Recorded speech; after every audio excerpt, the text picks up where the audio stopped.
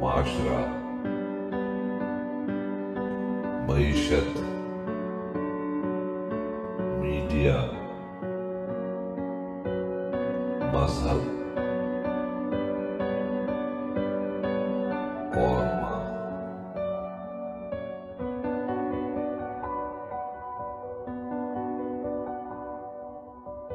अस्सलाम वालेकुम। Channel M5 से नसरीन हुसैन परवेज़ आपसे मुखातिब है। जनाब, आज कल हम जिस मुसीबत से दो चार हैं वो हैं पाकिस्तान के मुआशी हालात।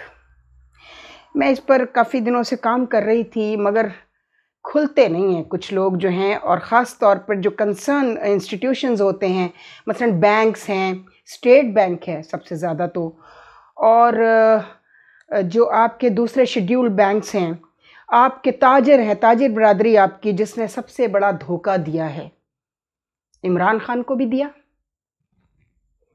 और उसके बाद इसाक डार। मैं इसाक भाई इस वक्त ख़ास तौर पर आपसे मुखातिब हूँ। मैं इस वक्त जो डिटेल्स, जो स्टैटिस्टिक्स बता रही हूँ, आप अच्छी तरह जानते हैं कि ये गलत नहीं है। और अगर कोई मुझे चैलेंज करना चाहे तो कोई भी बिजनेस कम्युनिटी में से, वरना पूरी लिस्टें मेरे पास आ गई हैं कि क्या हुआ है पिछले 1 साल और 2 महीने में, सवा साल में।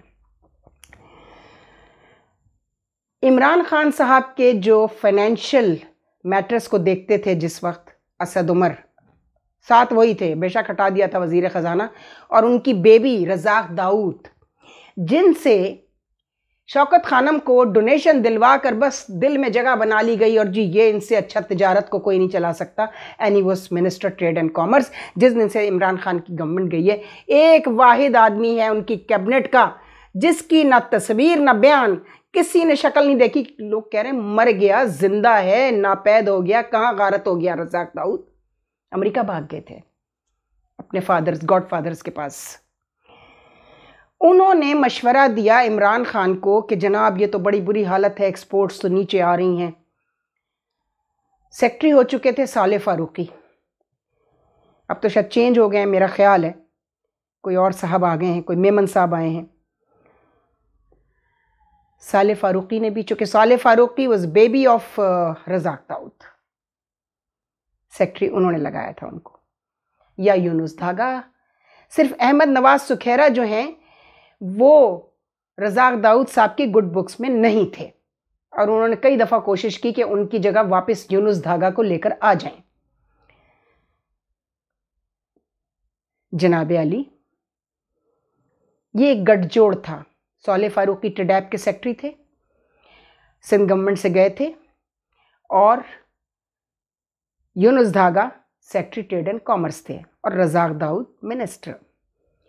फिर यूनुस धागा की करप्शन सामने आई, चूँकि अकील करीम डैडी के दामाद थे, और वो बहुत ही was very close to Imran Khan and still is very close to Imran Khan. Aqeel भाई एक बहुत ही अदरवाइज, मैं वो बिजनेसमैन कैसे हैं, उन्होंने क्या क्या हाथ किए तिजारत में, और लोग कहते हैं स्टॉक माफिया, डॉलर माफिया में भी उनका हाथ है। मैं नहीं जानती, मेरे पास इसकी ना कोई डिटेल्स हैं ना फैक्ट्स फाइंडिंग्स हैं, इसलिए मैं किसी पर इल्ज़ाम नहीं लगाना चाहती। ये मैं वो बता रही हूँ जो उस सर्कल में, जो बिजनेस सर्कल है, जो बैंकिंग सर्कल है, उसमें ये खबर थी। अहमद नवाज सुखैरा साहब चले गए कैबिनेट डिवीजन, और रज़ाक दाऊद साहब साले फारूकी साहब को ले आए सेक्रेटरी ट्रेड एंड कॉमर्स बनाकर। अब क्या होता है, रज़ाक दाऊद साहब ट्रेड एंड कॉमर्स की परफॉर्मेंस देखकर, और जो मीडिया चीख रहा था उसको देखकर, इमरान खान से कहते हैं कि देखें एक्सपोर्टर बड़ा परेशान है, एक्सपोर्टर के पास डॉलर्स नहीं है, डॉलर ऊपर चला गया है, इंटरेस्ट रेट इतना बढ़ गया है कि बिजनेसमैन के लिए मुश्किल हो रहा है।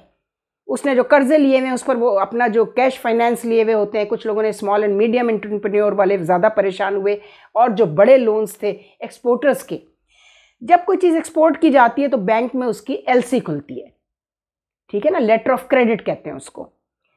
Because my father was in fact founder of export motion bureau, तो मैं घर में चीज़ें सुनती रहती थी, कभी दिलचस्पी नहीं ली। अब गुस्सा आता है और अफसोस होता है कि क्यों मैंने इस सब्जेक्ट को, मैंने ग्रेजुएशन के दिनों में एक एज ए ऑप्शनल सब्जेक्ट जो होते हैं उसमें इकनॉमिक्स मेरा सब्जेक्ट था और मैं बड़ा इंटरेस्ट लेती थी उसमें, और मेरे वालिद भी ये चाहते थे कि मैं इकनॉमिक्स जो है उसमें अपना मास्टर्स करूँ और फिर जाऊँ बाहर पढ़ने। लेकिन मेरे सर पर मीडिया का भूत सवार था, मास कम्युनिकेशन का। मैंने कहा नहीं, मैं तो मास कम्युनिकेशन नहीं करूँगी।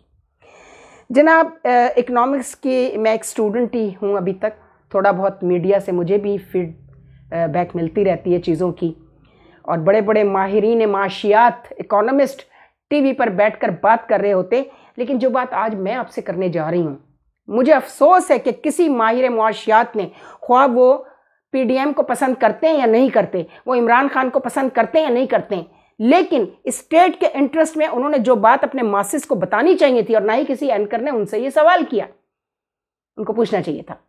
एंकर्स मैं ख़ास तौर पर मोहम्मद मालिक से एक्सपेक्ट करती थी, कामरान खान से एक्सपेक्ट करती थी, और भी एक दो लोग हैं जो इकनॉमिक्स पर सबसे अच्छा तो मोहम्मद मालिक बोलते हैं, उनकी कुछ एक्सपर्टीज़ भी है मेरा ख्याल है। तो किसी ने नहीं पूछा कि हुआ क्या था।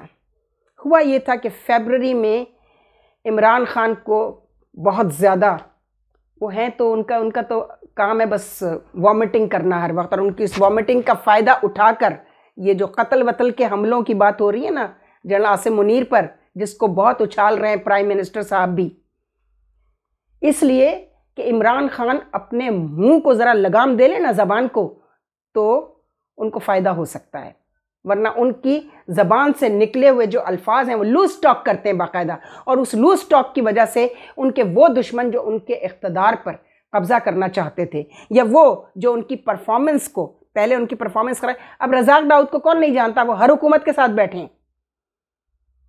ये हर हुकूमत के साथ ये बिज़नेस कम्युनिटी अच्छी होती है। क्यों?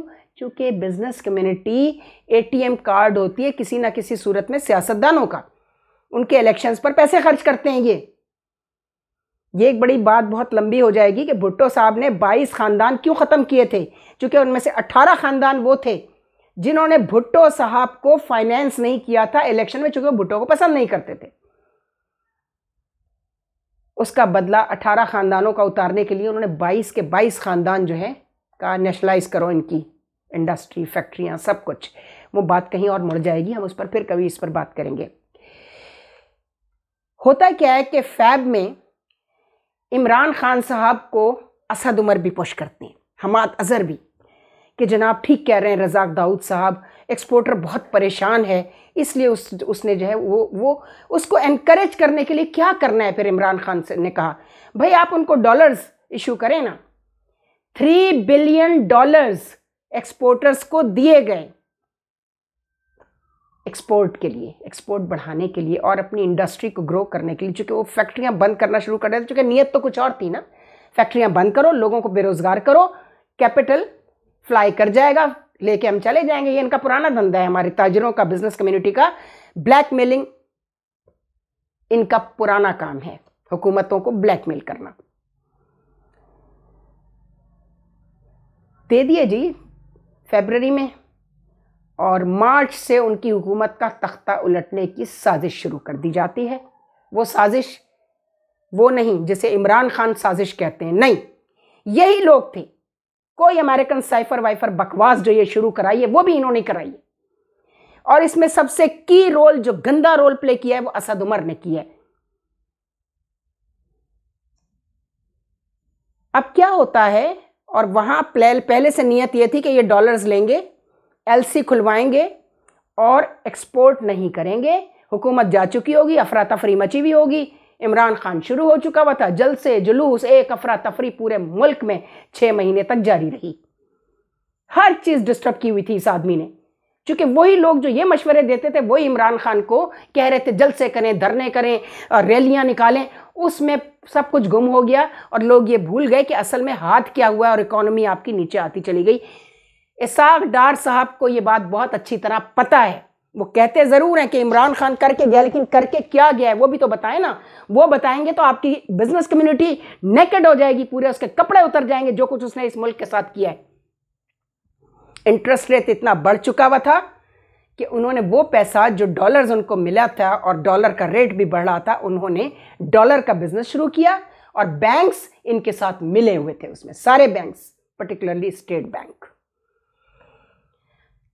और वो पैसा जो डॉलर से ये हासिल कर रहे थे, डॉलर आज इंक्रीज करते थे और बेच देते थे, दूसरे दिन डिक्रीज करके खरीद लेते थे।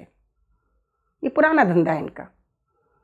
और उस पैसे को इन्होंने सेविंग अकाउंट्स में, चूंकि इंटरेस्ट रेट बढ़ चुका था ना, घर बैठ के खाओ, फैक्ट्रियां बंद कर दो, कहा हुकूमत तो खराब है, हुकूमतें करप्ट हैं, इस वजह से फैक्ट्रियां बंद हो रही हैं, बेरोजगारी बढ़ रही है। इस तरह बढ़ी है बेरोजगारी। सफर किसने किया? मजदूर ने सफर किया, सेठों ने सफर नहीं किया। सेठों की तो मौजें लग गई, उनका तो पैसा डबल ट्रिपल। और ये बात आपको मालूम है इसहाक भाई, आपने, मुझे अच्छी तरह याद है, आपने बैंक्स के लोगों को बुलाया, उनको आपने धमकी भी दी, बल्कि 2-4 लोगों का, हमें पता है तुम लोग क्या करते रहे हो, सीधे तरीके से शराफत से डॉलर को नीचे लेकर आओ। ये आपके पास से ज़ाहिर है, आप उनके बॉस थे, मिनिस्टर फाइनेंस थे, ये सब उठकर चले गए और इन्होंने अपनी जो इनके पार्टनर्स थे, बिजनेस पार्टनर्स यानी कि बिजनेस कम्युनिटी, उनसे जाके मशवरे किए और कहा कि बंद करो फैक्ट्रियां तुम लोग और सरमाया बाहर ले जाओ, मनी लॉन्ड्रिंग करो और रीफाइनेंस कर दो। ये एक्सपोर्ट के लिए जो तुम्हें डॉलर मिला है, इसको सेविंग में दो, ताकि तुम्हारा इंटरेस्ट जो है ना वो तुम्हें मिलता रहे, तुम घर बैठकर खाओ, आराम करो, मजे करो, मौजें करो, घूमने जाओ, फैमिलियों को लेके उम्रे पे जाओ, सबसे ज्यादा तो बदमाशियां करो, बेईमानियां करो, कौम को लूटो, लोगों को धोखा दो और फिर उम्रे पे चले जाओ, फिर हज पे भी जाओ। ये बड़ा जरूरी है भाई। जो जितना बड़ा अलहाज है वो उतना ही बड़ा चोर है बिजनेस कम्युनिटी में। इसके ऊपर कोई बात नहीं करता है। जो उठता है वो मुझ समेत, मैं अपनी गलती मानती हूं कि मुझ समेत हर आदमी उठकर सियासतदान को और ब्यूरोक्रेसी को, और अब एक ये नया ट्रेंड चलवाया गया, फौज को गाली दो और खुद पीछे हो जाओ।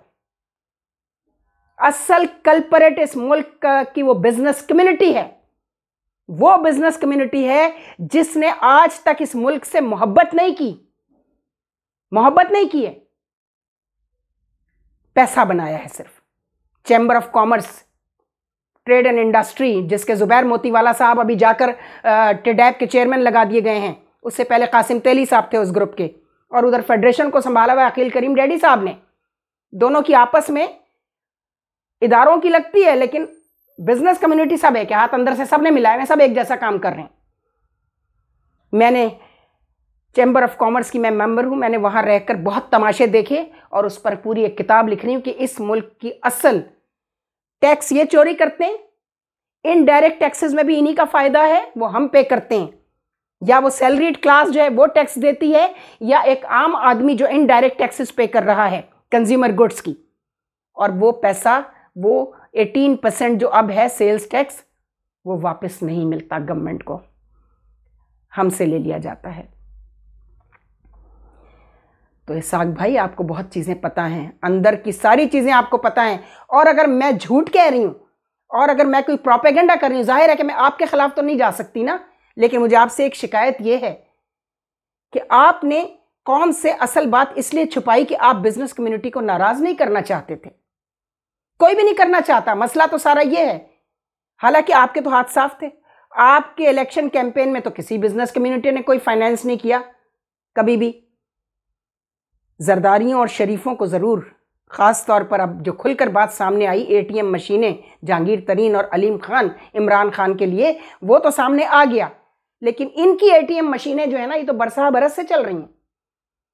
चूँकि जब ये बरसर इख्तदार आ जाती है इनकी फाइनेंस की हुई पार्टी, फिर ये उससे अपने मर्जी के ट्रेड पॉलिसी बनवाते हैं, अपनी मर्जी की मॉनेटरिंग पॉलिसी बनवाते हैं, अपनी मर्जी की एक्सपोर्ट पॉलिसी बनवाते हैं, अपनी मर्जी की इंपोर्ट पॉलिसी। इंपोर्ट के लिए कहा जी बैन कर दिया है और सर्कुलर भेज दिया गया सारा कुछ, लेकिन नहीं। अब क्या हो रहा है, बैंकों में कस्टमर और बैंकर दे आर फाइटिंग, ये बेचारे लड़ रहे हैं आपस में।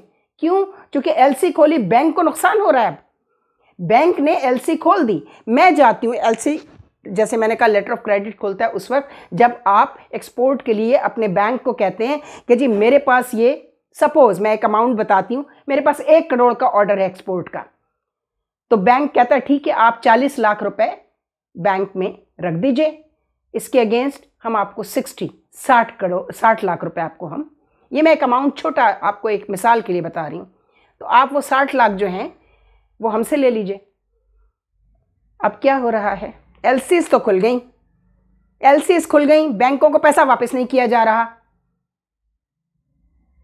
तो जरा जाके तो देखिए इसाक भाई कि बैंक में लड़ कौन रहा है, बैंकर लड़ रहा है, वो सफर कर रहा है, और कस्टमर लड़ रहा है। एक्सपोर्ट्स जीरो पर आ चुकी हैं।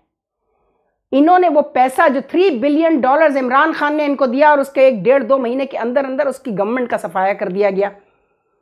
साजिश तो यहां से हुई थी, और उस साजिश में जो मुलव्विस था इमरान खान की क्लोज तरीन लोग, उन्होंने ही इसको कह दिया ये अमेरिकन साइफर वाला धंधा शुरू कर दो, ताकि पता न चल सके इमरान खान को कि हुआ कैसे सब कुछ हुआ था।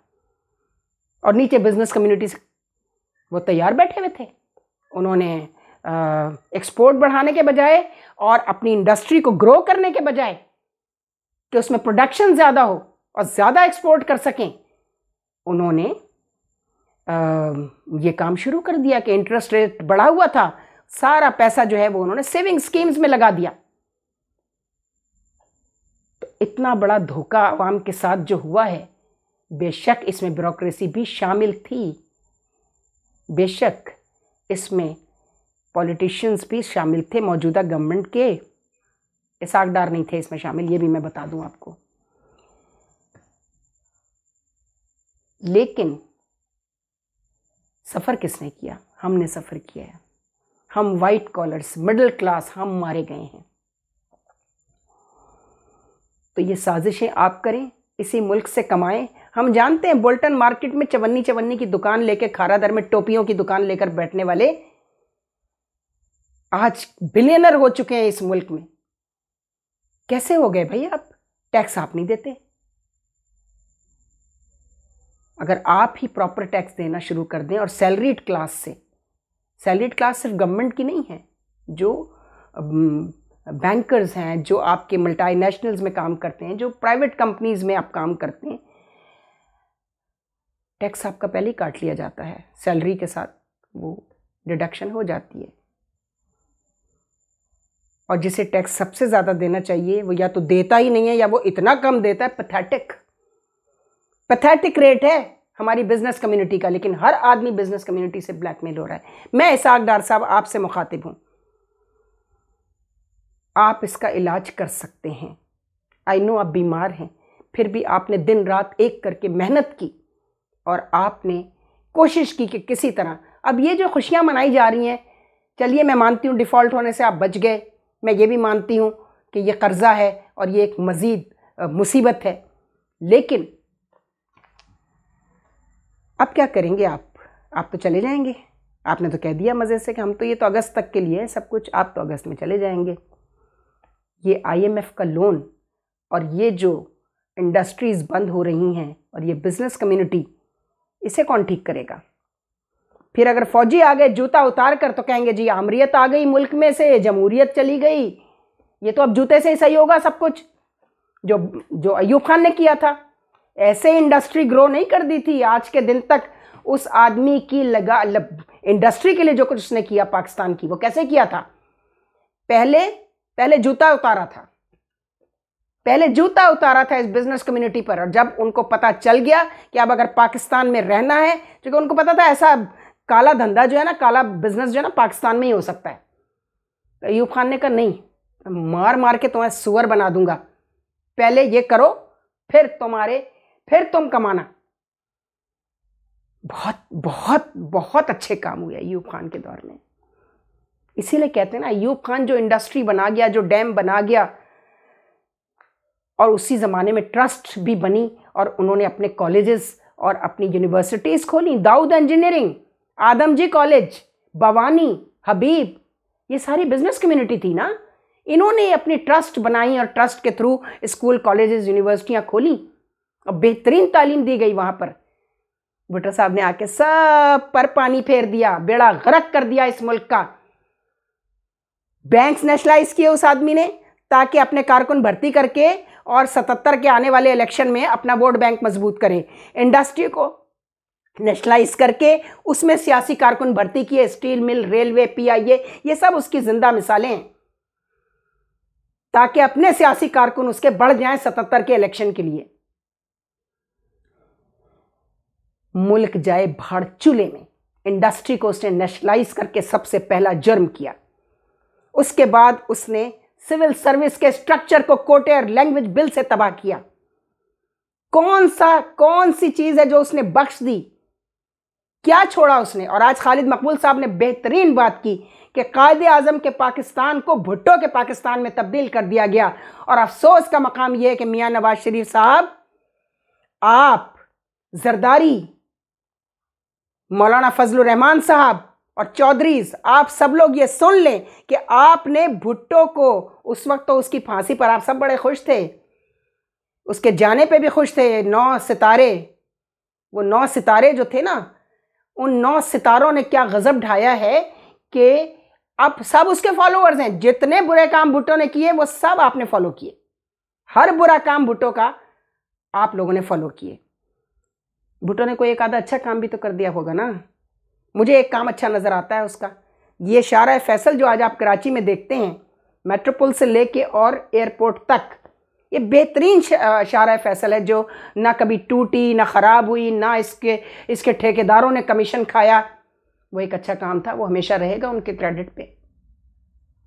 लेकिन उसके साथ साथ ऐसे किया वो उन्होंने इसलिए था कि वो इस्लामिक समिट करवा रहे थे और उससे पहले उन्होंने ये सारा काम किया। यानी उसमें भी उनकी नीयत थोड़ी सी गड़बड़ थी कि पूरी दुनिया के इस्लामी ममालिक के जो हेड ऑफ द स्टेट्स आएंगे तो वो देखेंगे, अरे, क्योंकि उनको तो लियारी भी नहीं जाना था, उनको तो कोरंगी और लांडी भी नहीं जाना था, उनको तो लियाकताबाद भी नहीं जाना था। उन्होंने तो एयरपोर्ट से सीधा इंटरकॉन आना था, हॉलीडे इन आना था, मेट्रोपोल आना था और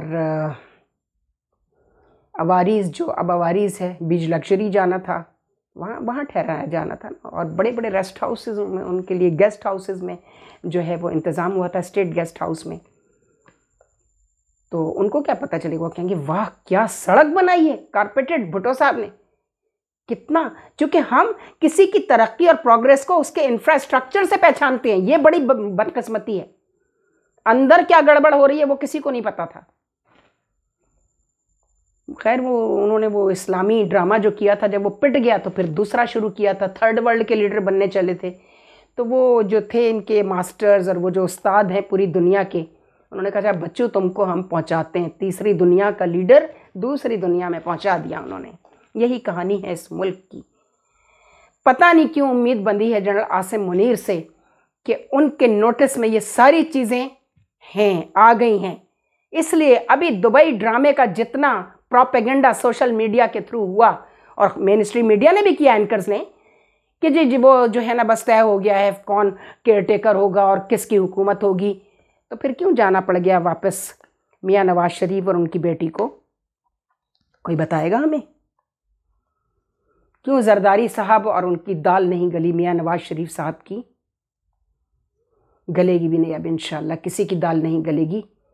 अब दाल उन्हीं की गलेगी जिनके साथ अवाम होंगे, और इंशाल्लाह मेरे परवरदिगार ने चाहा तो मेरा ही यकीन जीतेगा कि यही फ़ौज इस मुल्क की मईशत को, ये फैसिलिटेशन कमेटी जो बनी है, उसके बाद अभी एग्रीकल्चर 41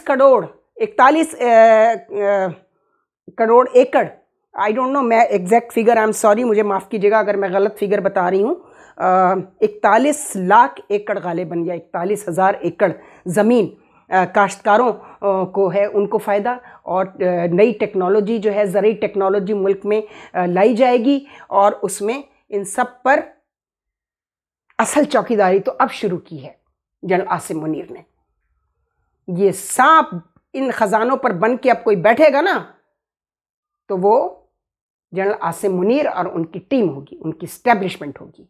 जब मैं जनरल आसिम मुनीर कहती हूँ तो इसका मतलब है उनकी पूरी टीम, उनकी पूरी कैबिनेट, उनके 11 कोर कमांडर्स, उनके DGISI, उनके DGMI, उनके जो भी CGS हैं, जो हमारे साहिर मिर्ज़ा, जनरल साहिर मिर्ज़ा हैं, आपके जॉइंट चीफ ऑफ स्टाफ, ये सब एक टीम वर्क है और ये टीम वर्क हो रहा है। याद रखें, कोई लड़ाई नहीं है फ़ौज के अंदर जो मुझे नज़र आ रहा है। दिल चाहता है, मेरा भाई कभी कभी मुझे छेड़ता है मजाक से कि ये जो तुम खामखा दीवारों से बातें करती रहती हो या अपनी कैथारसिस कर लेती हो ये इस चैनल पे बैठ के, तुम्हें घास कौन डालता है, तुमसे पूछ कौन रहा है जो तुम ये सब बता रही हो। तो मैं उनको कहती हूँ, मैं इसलिए बता रही हूँ कि ये रहेगा, ये ज़िंदा रहेगा, ये यूट्यूब का मेरा कम्युनिकेशन। मैं चली जाऊँगी कल दुनिया से और आप देखेंगे कि किसका यकीन जीतता है। ये यकीन है सिर्फ, हालांकि ना कोई कम्युनिकेशन है, ना कोई इस लायक समझता है। वहाँ तो उन्हीं को लायक समझा हुआ है। वो जो मैं क्या कहूँ अब, वो जो मेन स्ट्रीम मीडिया के मेल और फीमेल एंकर्स हैं, उनका बाजार लगा रहता है पूरा ISPR में और भी कहीं। बस उन्हीं को काबिल समझ लिया गया है जिनको कुछ पता नहीं है, दो चार लोगों के अलावा। फिर वो आखिर में सब हामिद मीर और सलीम साफ़ी निकलते हैं, वो सब इमरान रियाज निकलते हैं, वो सब मोहित पीरज़ादा निकलते हैं। ये हो रहा है आपके साथ। तो होश के नाखून लीजिए, आंखें खोलिए प्लीज़। खुदा हाफिज़।